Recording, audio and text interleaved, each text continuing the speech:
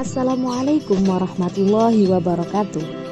Kami dari kelompok 1 Studi Hukum Islam atas nama Nur Rabiatul Adawiyah Asy-Syafira dan R.A. Fania Isma Tazkiyah dalam pembahasan kali ini akan memaparkan mengenai pengertian studi hukum Islam. Menurut Kamus Besar Bahasa Indonesia, studi berarti mengkaji, menelaah, dan meneliti secara ilmiah. Secara sederhana, hukum berarti seperangkat peraturan, perundang-undangan, atau norma yang mengatur tingkah laku manusia dalam berperilaku, baik berupa peraturan tertulis yang telah ditetapkan oleh pemerintah maupun peraturan tidak tertulis yang lahir dengan sendirinya di tengah kehidupan yang disebabkan oleh keadaan tertentu dalam masyarakat, sebagai upaya terciptanya kehidupan yang harmonis dan seimbang. Ketika membahas mengenai Islam, maka tak luput dengan adanya peraturan dan hukum Islam yang telah ditetapkan oleh Allah Subhanahu wa Ta'ala sebagai media yang mengatur hubungan antara manusia dengan Allah Subhanahu wa Ta'ala, hubungan dengan sesamanya, serta hubungan manusia dengan alam sekitarnya. Aspek-aspek yang terdapat dalam hukum Islam inilah yang disebut dengan hukum Islam. Oleh karena itu, dalam penjelasan kami kali ini, kami akan membahas serta menelaah mengenai pengertian studi hukum Islam dan apa saja yang dibahas dalam ruang lingkup studi hukum Islam yang meliputi tujuan, kegunaan, serta urgensinya.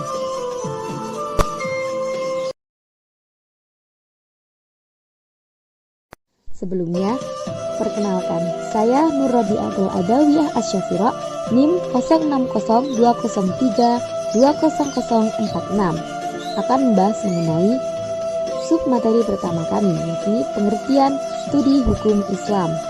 Studi hukum Islam terdiri dari 3 kata, yakni studi, hukum, dan Islam. Studi berarti mengkaji, menelaah, meneliti secara ilmiah terhadap sesuatu. Hukum berarti norma-norma serta peraturan yang berlaku untuk menyeimbangkan tata kehidupan. Islam merupakan agama yang diturunkan langsung oleh Allah Subhanahu wa Ta'ala kepada Rasulullah Shallallahu Alaihi Wasallam yang berisi hukum-hukum dan tata cara sebagai pedoman dalam kehidupan bagi seluruh umat manusia. Jadi, studi hukum Islam merupakan bidang keilmuan yang mengkaji tentang syariat yang berisi norma-norma atau hukum-hukum sesuai dengan syariat Islam, baik berupa hubungan manusia dengan Tuhannya maupun hubungan manusia dengan alam sekitarnya, serta hubungan manusia yang berupa perbuatan. Islam sebagai agama yang langsung diturunkan oleh Allah Subhanahu wa Ta'ala kepada Rasulullah untuk umat manusia merupakan agama yang kompleks dalam menerapkan aturan-aturan serta norma-norma dalam setiap aspek kehidupan. Aturan-aturan ini digunakan sebagai tolak ukur tingkah laku manusia dan benda. Hukum Islam bukan hanya sekedar berisi teori-teori belaka, namun merupakan aturan-aturan yang harus diterapkan dalam sendi kehidupan setiap manusia. Karena dalam kehidupan kita akan menemui permasalahan-permasalahan yang perlu dipecahkan. Hal ini secara tidak langsung akan memicu terjadinya perbedaan pendapat dalam memecahkan suatu permasalahan yang muncul. Untuk itu, sumber hukum Islam sebagai solusinya agar suatu masalah dapat terpecahkan sesuai dengan kaidah Islam yang berlaku dan masalah tersebut tidak dipecahkan secara sembarangan. Adapun ruang lingkup yang akan dibahas dalam studi hukum Islam ini yang akan dijelaskan oleh rekan saya R.A. Fania Isma Tazkiyah. Kepadanya silakan.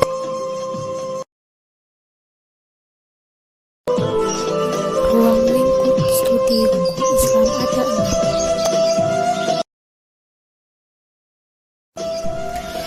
6. Yang pertama ada syariah. Pengertian syariah dalam kitab Ushul Fiqh Al-Madhhabi li Imam Syafi'i secara bahasa artinya jalan lurus, sedangkan menurut istilah adalah hukum-hukum dan aturan-aturan yang disampaikan Allah kepada hamba-hambanya. Dari keterangan sebelumnya bisa disimpulkan bahwa syariah adalah segala tuntunan atau perintah yang diberikan oleh Allah kepada manusia, baik dalam hal akidah, amaliyah, ataupun akhlak.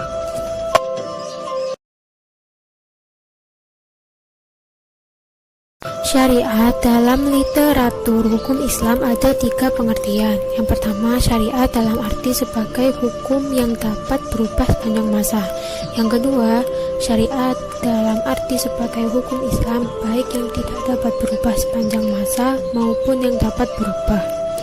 Yang ketiga, syariat dalam pengertian hukum yang digali berdasarkan atas apa yang disebut istinbat dari Al-Quran dan Sunnah.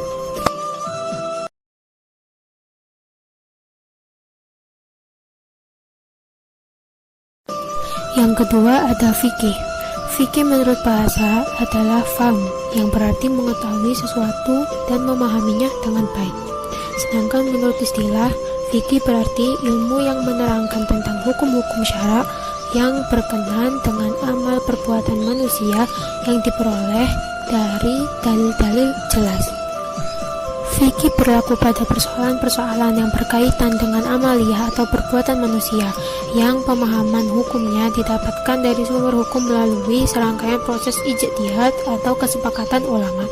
Dalam kajian studi hukum Islam ini, arti fikih yang dimaksudkan adalah arti fikih dalam pengertian yang diberikan oleh Imam Syafi'i yang lebih mengkhususkan artian fikih kepada aturan-aturan mengenai perbuatan mukallaf.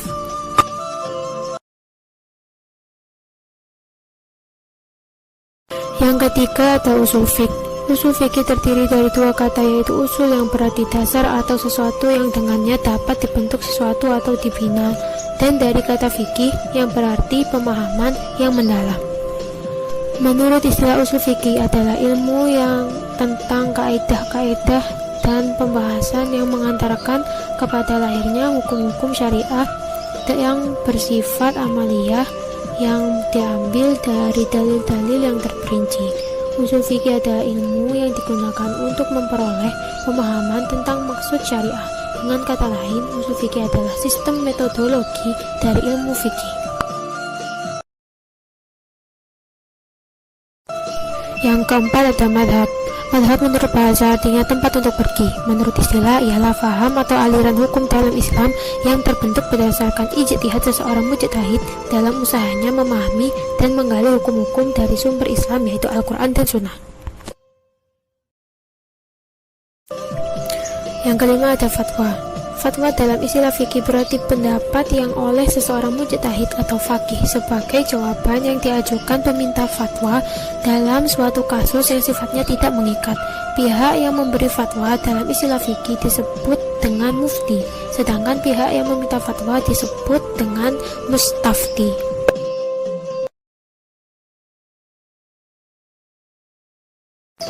Yang terakhir ada qaul. Qaul berarti ucapan atau ujaran. Dalam istilah fikih, kata qaul dinisbatkan kepada imam atau pemimpin suatu madhab atau ulama fikih, yaitu berupa perkataan maupun ucapan dari imam fikih tersebut.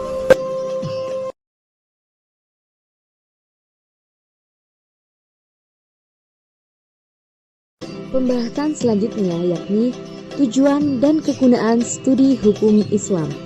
Para pakar hukum Islam memahami tujuan studi hukum Islam secara beragam.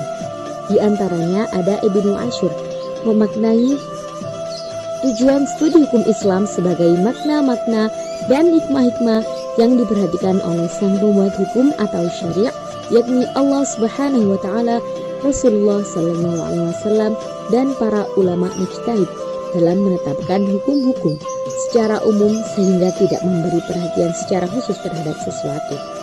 Kemudian Al-Fasih memiliki definisi tersendiri dari pengertian tujuan studi hukum Islam ini, yakni rahasia yang diterapkan oleh pembuat hukum pada setiap hukum yang dibuat dari seluruh syariat yang diberlakukan.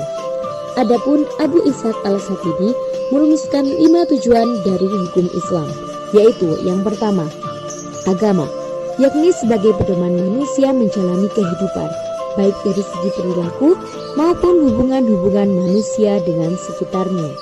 Yang kedua, jiwa, karena Islam telah sedemikian rupa mengatur hak manusia dalam mempertahankan hidupnya. Yang ketiga, akal. Dengan adanya akal, maka manusia akan memahami dan berpikir tentang Allah Subhanahu wa taala, alam semesta serta dirinya sendiri, yang berarti hukum Islam akan mempergunakan akal sebagai pendekatannya. Yang keempat, keturunan, yang mana dalam hal ini keberadaan hukum Islam berperan sebagai penjaga kelestarian dari kemurnian serta kelanjutan umat manusia. Yang kelima, harta, agar manusia senantiasa dapat mempertahankan dan melangsungkan kehidupannya, maka dalam hukum Islam pun telah diatur pula mengenai harta. Dari pemaparan di atas dapat disimpulkan bahwa tujuan dari studi hukum Islam ialah untuk mengkaji dan menelaah apa saja hikmah-hikmah yang terdapat pada aturan-aturan yang ditetapkan oleh Allah Subhanahu wa Ta'ala. Karena pada dasarnya hukum itu dibuat demi kesejahteraan dari umat manusia itu sendiri, dan hukum tersebut dibuat dengan sedemikian rupa agar dapat menyesuaikan dengan keadaan serta kemaslahatan umat manusia.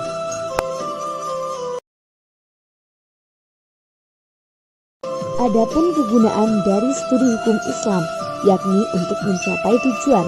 Artinya, kegunaan studi hukum Islam adalah mengkaji, menelaah, mempelajari hukum-hukum yang berlaku dalam Islam dengan mengetahui ruang lingkup apa saja yang dibahas menurut landasan dan dasar yang digunakan serta hikmah yang terkandung di dalamnya.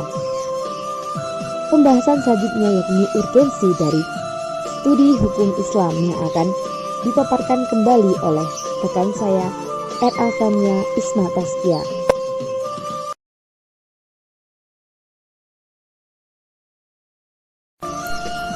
Berikut beberapa urgensi studi hukum Islam. Yang pertama sebagai etika Islam. Hukum dan etika berhubungan erat. Hukum menghasilkan konsep benar dan salah, sedangkan etika menghasilkan konsep baik dan buruk. Keputusan hukum harus berlandaskan etika agar tetap berada dalam koridor keadilan. Sebaliknya, etika akan semakin kuat bila didukung oleh keputusan hukum. Ketika hukum Islam menjadi etika utama bagi umat Islam Indonesia, maka ukuran etikanya adalah studi hukum Islam. Studi hukum Islam di masa mendatang dapat menjadi alternatif dalam sistem hukum Indonesia. Dan yang kedua ada muara ilmu-ilmu keislaman. Sebagai wadah ilmu-ilmu keislaman, studi hukum Islam adalah ilmu yang membahas tentang cara mempraktekkan atau melakukan ajaran Islam dengan benar. Melalui Al-Quran dan hadis, ajaran Islam digali dan dirumuskan. Penggaliannya dan perumusan ini melibatkan ilmu lughah, ilmu nahwu, ilmu shorof, serta ilmu balaghah, termasuk ilmu ushul fikih, ilmu-ilmu tentang Al-Quran dan hadis, dan ilmu logika, karena studi hukum Islam memilah mana yang benar dan yang salah. Dan hal ini menunjukkan bahwa pakar studi hukum Islam itu banyak mengetahui ilmu-ilmu keislaman. Studi hukum Islam tidak menutup diri dari ilmu-ilmu alam sepanjang hal itu dibutuhkan. Sekian pemaparan yang kami sampaikan. Kurang lebihnya mohon maaf. Jangan lupa like, comment, dan subscribe. Wassalamualaikum warahmatullahi wabarakatuh.